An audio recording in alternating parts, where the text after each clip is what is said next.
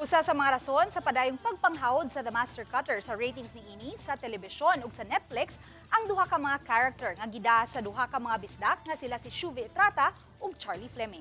Atong tan-awon ang mga gipaambit nga istorya sa duha ka mga bisdak beauties pinaagi ni ini report. Basta Bisaya basta napa diri sa Manila madam niyo makita kag Bisaya kag murag yung karagani nice sense of feeling. Nakaginawa ko Ay, Bisaya ka, pwede na mag-turya. Dayag ang closeness nila ni Shuvi Etrata ug Charlie Fleming off-cam dihang nahinabi sila sa balitang bisdak ning Bag-ulang. Parehong Bisaya ug parehong kalog ang duha. Matud nila ni Shuvi ug Charlie, opposite ang ilang personality sa gida nila nga mga character sa The Master Cutter. Busad akong hagit kini alang kanila.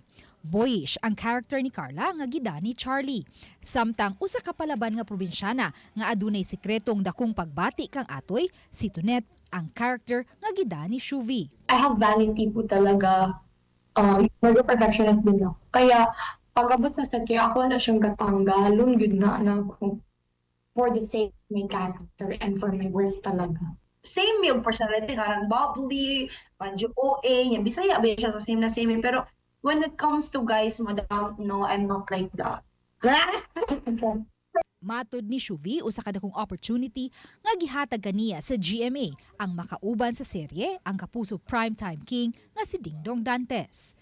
For example, namin mga sinas kang duulan ng ginawa, alam, mag-toothbrush yung ko, alam, limaw, yata, kalang, anong gani ka, ba ulaw, ganinay kauhaw ba sa ako ang end, nga, di sa ko mapauwawan ba, kay syempre, star na ba lagi na si Kuya Dingdong, o niya, given a chance lang nga, magka-on the set, ming duha, sobrang kay ko kakulba.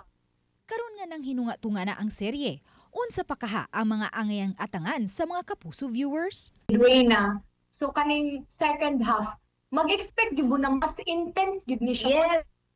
Yes. Kay mas nanonood ni siya, Yes. mag-akyat na ni siya. Papunta na tayo sa exciting part. Exactly. Marami pa tayong aabang kung paano magmamature, kung paano siya makikita, kung paano niya mahahanap yung totoo niyang magulang, kung paano si Atoy at si Audrey mahanap yung yung sarili nila. Kung mahanap ba niya? Naiinis ako.